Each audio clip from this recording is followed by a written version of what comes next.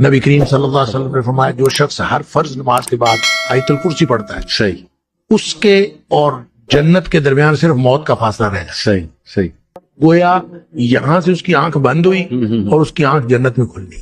اللہ. تو جب ایسا ہے مومن کے لیے صحیح. تو اس کی تو موتیں لگی ہوئی ہیں. اللہ تعالیٰ ایمان کے ساتھ لے جائے تو آنکھ جنت میں کھلنی ہے. چاہے آپ اس کو قبر میں دفنا کے آئیں اس کی آنکھ جنت میں کھل رہی ہے اور اس کے لیے باقی سارے معاملات ایسے ہی ہیں جیسے جنتیوں کے VIP قسم کی اس کے ساتھ ٹریٹمنٹ ہو رہی ہوگی اور وہ مراحل کے اندر کسی کو کوئی پریشانی نہیں ہو. یہ جو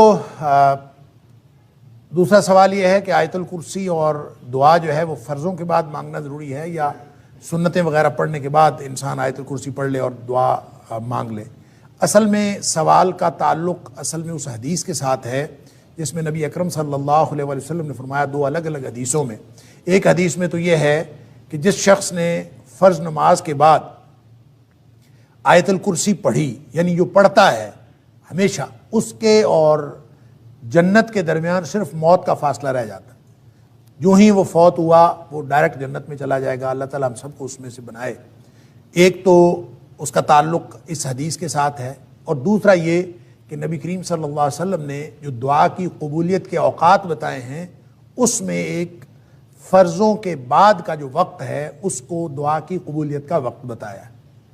تو ان دونوں حدیث سے تعلق رکھتا ہے یہ سوال کہ وہ جو دعا مانگنی ہے یا جو آیت الکرسی پڑھنی ہے کیا وہ لازمی طور پر فرضوں کے فوراً بعد مانگنی اور فرضوں کے فوراً بعد آیت الکرسی پڑھنی ہے یا بعد میں جو سنتیں وغیرہ پڑھنی ہوتی ہیں انسان جب سنتیں پڑھ کے فارغ ہو جائے تو اس کے بعد پڑھ لے.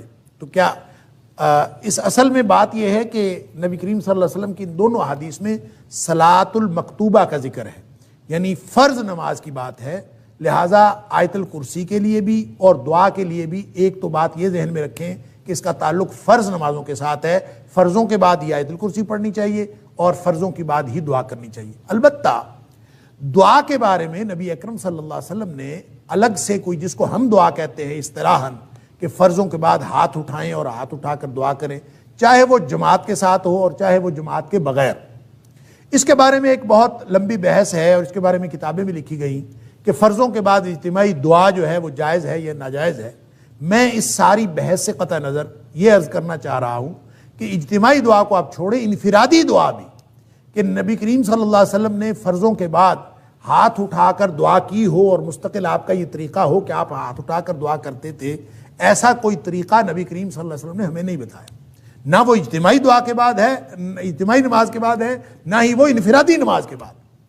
اور پھر جب نبی کریم صلی اللہ علیہ وسلم یہ فرما رہے ہیں کہ جو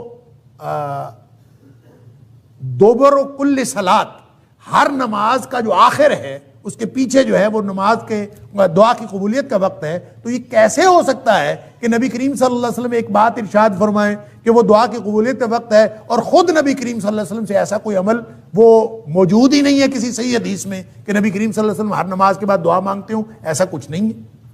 تو یہ ایک سوال پیدا ہوتا ہے اور اس سوال کا جواب یہ ہے کہ نبی کریم صلی اللہ علیہ وسلم کا معمول یہ تھا کہ آپ جو تشہد میں دعائیں مانگتے تھے آخری تشہد میں درود شریف پڑھنے کے بعد وہ دعائیں محدود نہیں تھیں جس طرح ہم نے محدود کیا ہوا ہے کہ ہم ایک دعا پڑھ لیتے ہیں یا دو دعائیں پڑھ لیتے ہیں اور ہم سمجھتے ہیں بس نماز میں اتنی دعائیں پڑھنی اس کے بعد دعائیں نہیں پڑھنی.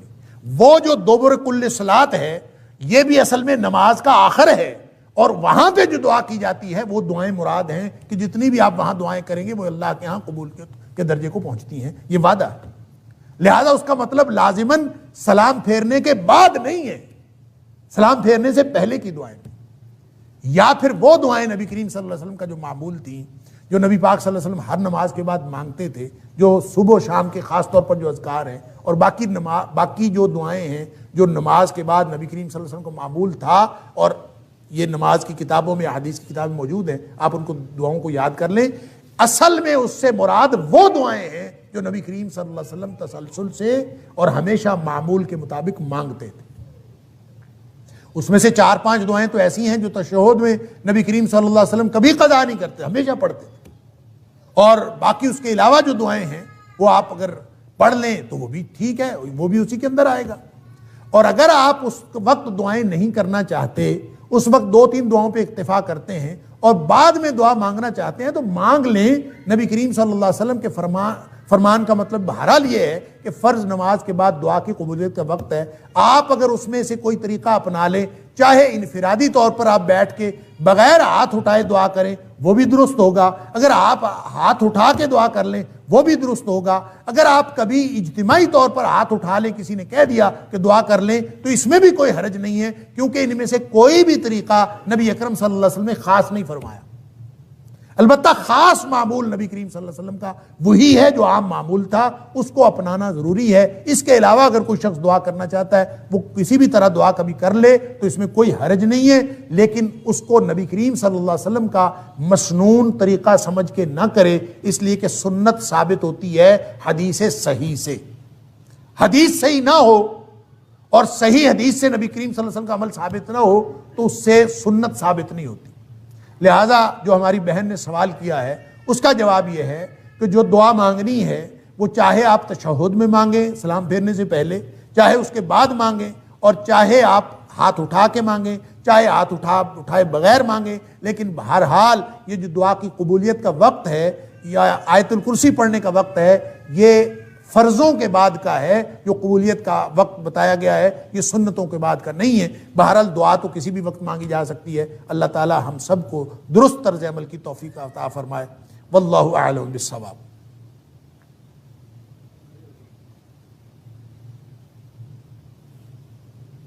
السلام علیکم۔ اکثر میرا سوال بھی دعاؤں کے بارے میں ہی ہے۔